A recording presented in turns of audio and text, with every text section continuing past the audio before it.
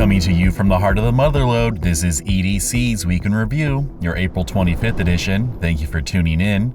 For the weather this week, looks like it's going to be a pretty mild week with highs in the mid-70s and lows in the mid-40s, and looks like a chance of showers this weekend too. Now on to our top stories. Murder suspects arrested. In December of 2024, the Sacramento County Sheriff's Office took a missing persons report for 75-year-old Somboun Sayasain, who was then last seen near his home in South Sacramento. Mr. Sayasain was deemed at risk due to his age and health conditions. As detectives progressed through their investigation, they suspected Mr. Sayasain had been murdered. Sheriff's homicide detectives took over the investigation and learned that Mr. Sayasain's roommate, 31-year-old Benjamin Daugherty, was allegedly responsible for his murder. Robert Daugherty, Benjamin's father, allegedly helped dispose of the body in a wooded area near Placerville. The suspects were apprehended in Petaluma on April 17th. Benjamin faces murder charges. Robert is facing accessory charges. Town Center fire.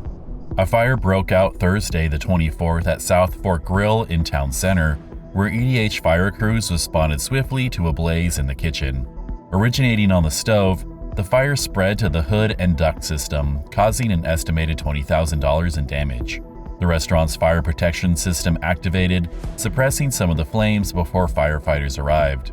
No injuries were reported, but the restaurant will remain closed until repairs are completed. According to EDC Fire, the incident underscores the importance of keeping hoods clean and functional fire suppression systems in commercial kitchens.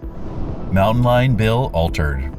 Senate Bill 818, dubbed Talon and Wyatt's Law, passed the Senate Natural Resources and Water Committee 4-2, albeit with some upsetting modifications. Inspired by the 2024 mountain lion attack in the county that killed Talon Brooks and injured his brother Wyatt, originally the bill proposed a pilot program using trained dogs to haze mountain lions and address the county's 200-plus domestic animal deaths last year.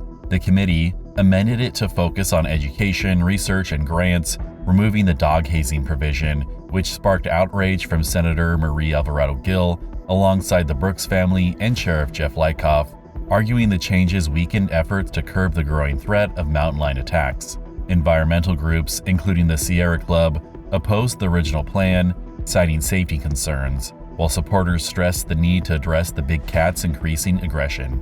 City Council tackles wildfire and infrastructure. The Placerville City Council addressed wildfire safety and infrastructure at its April 22nd meeting. The fourth annual Wildfire Safety Day, set for April 26th, will feature 22 agencies and a 107-foot ladder truck to educate residents on defensible spaces. The council approved the Smith Flat Road project, addressing its failing pavement with storm drain replacements and repaving starting in July. Carol Kendrick was appointed as the new Director of Development Services, bringing expertise to guide growth. Budget challenges at the Placerville Aquatic Center prompted discussion on fee increases and sponsorships to sustain operations. Supervisors' April 22nd meeting. At the April 22nd meeting, the County Board of Supervisors approved a $400,000 contract amendment with Mintier Harnish to craft design standards for commercial, mixed-use, and residential projects. The standards aim to preserve rural character, building on Shingle Springs' interim guidelines, with Lori Parlin citing past issues like Somerset's Dollar General. Budget talks designated transient occupancy tax as general revenue and consolidated senior daycare to Placerville. Public comments raised transparency concerns, including Ruth Michelson's call for proper notice on disability access discussions and demands for scheduled grand jury response talks. A comprehensive recommended budget is set to be ready June 10th. And now for some news nuggets. Firefighters swiftly contained the 1.5-acre Jucaria fire near South Lake Tahoe on April 23rd. Michael Lilienthal, with 28 years of experience, was appointed fire chief of the El Dorado Hills Fire Department. A $5.50 vehicle entry fee at Cameron Park Lake, starting May 15th, will fund a new $100,000 automated gate system and other park maintenance.